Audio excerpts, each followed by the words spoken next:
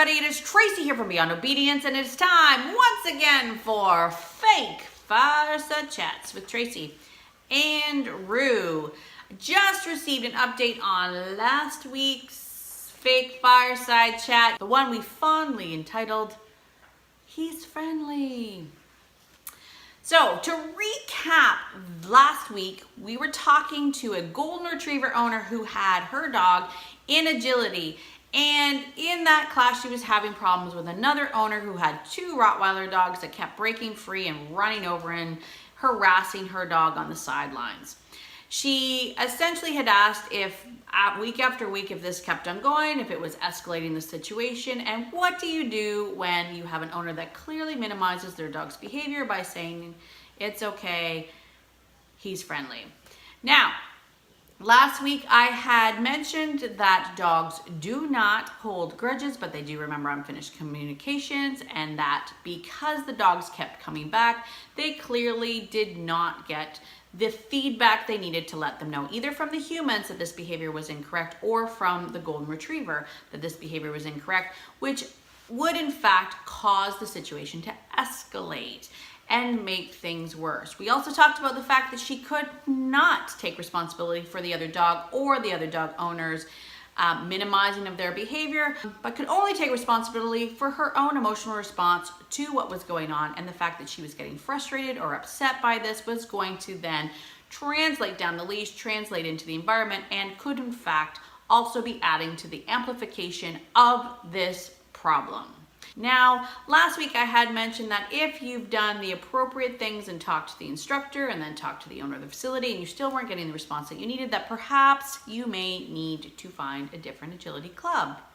All right, so we received an update from the owner that I got prior to the first Fake Fireside Chat airing.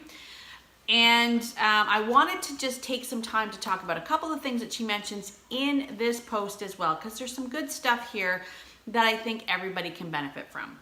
Okay, so essentially what had happened was in the last class that she had attended, while walking up to the class, her dog was on a leash. The other two Rottweilers were in a play area behind a fence.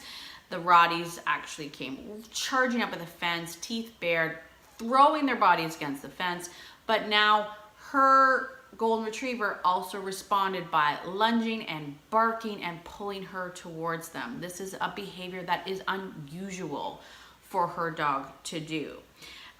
Then after that, she had an incident where she had a difficulty getting her dog in through a threshold because the Rottweilers were crated right by the door. She had to move her pen over and put her dog on the other side before her dog would actually go through.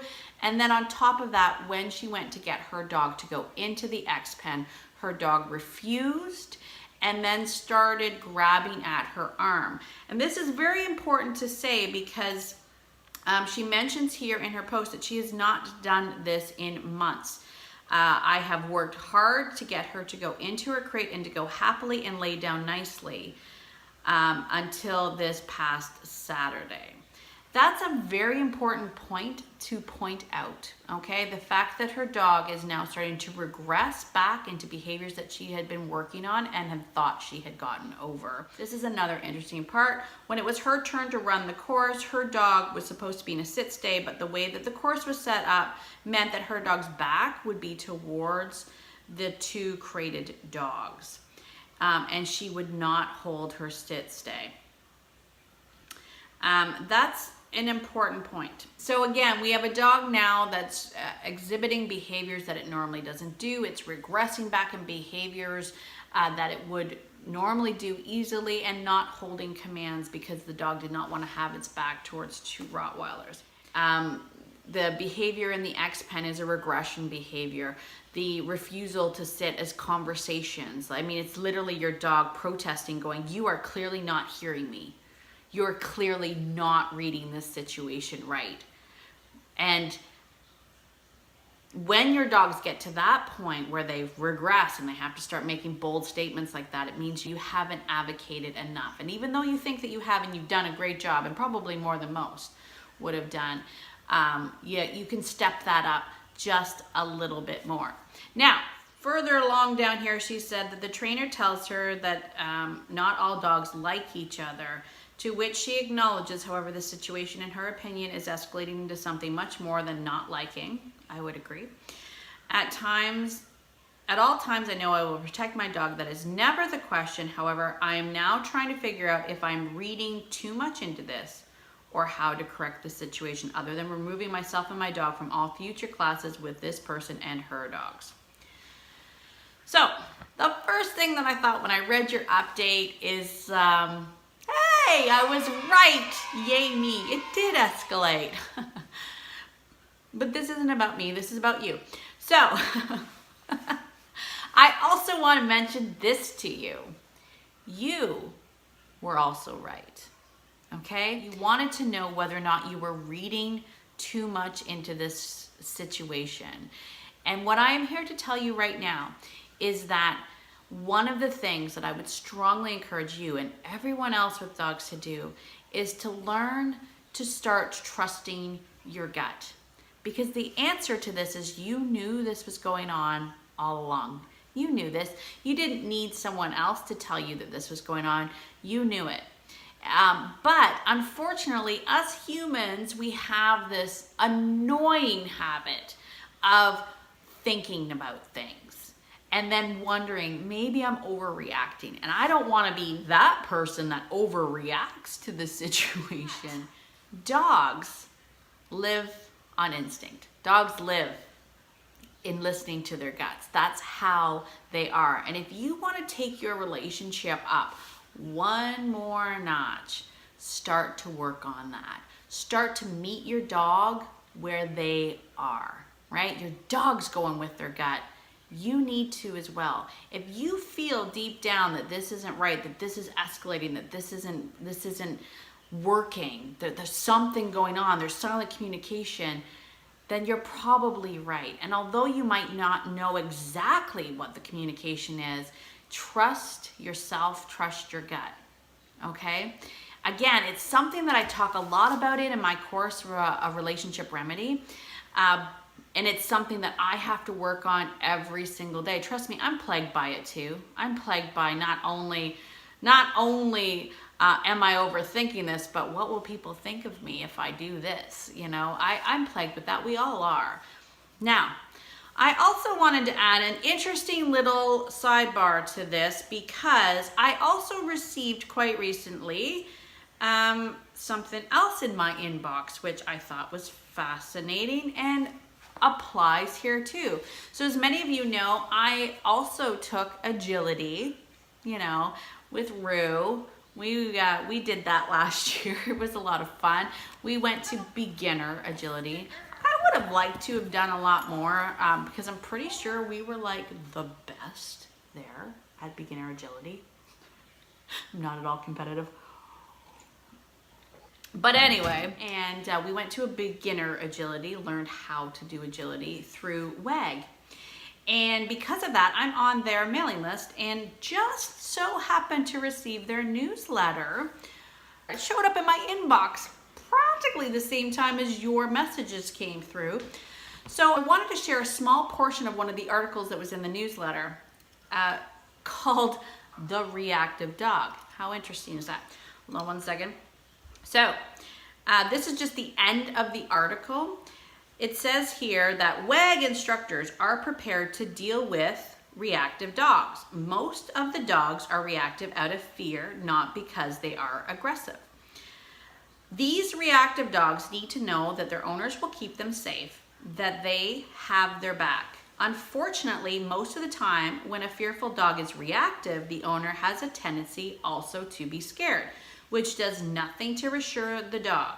So at WAG, we will encourage you to advocate for your dog, to remain calm and to step in front of them when they are reacting, to let them know that any dog that wants to get to them has to first come through you, that you have their back and nothing is going to hurt them. Once your dog trusts you, he will trust the situation and he will feel able to relax. So let your dog know that you will always be there for them, and that you will protect him. Once he feels safe and secure, he will usually stop lunging and barking at other dogs. But rest assured that no matter what, the WAG instructors are ready to help, reassure, and keep everyone safe. How interesting. So, and I did not plan that. That just came in my inbox with your question. So, it goes back to my original point last week when I said that if you've done your due diligence and you've spoken to the instructor and you've even reached out to the owner of the facility at this particular agility club, that perhaps you may need to find a club that addresses your concerns.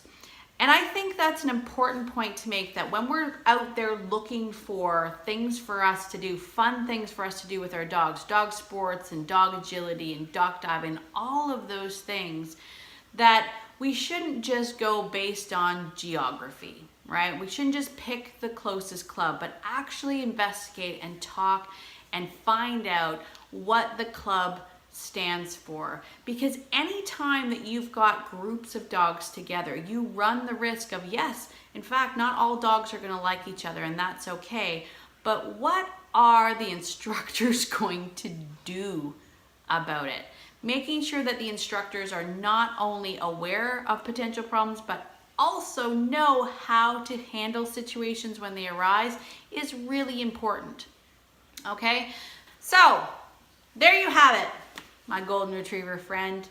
Many kudos to you for the work that you're doing, but as always, it's a journey, and there's lots of things that you can improve on, the biggest one being to trust that gut.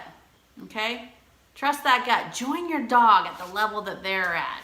Start to use those instincts. Don't overthink things. I thank you very much for sending in your question here at Fake Fireside Chats. If you have a question that you would like me to answer here in Fake Fireside Chats, please send me a message, send me an email, whatever you need to do to get in touch with me. Rue and I would be happy to discuss it here on Fake Fireside Chat. Look, she goes with my tail.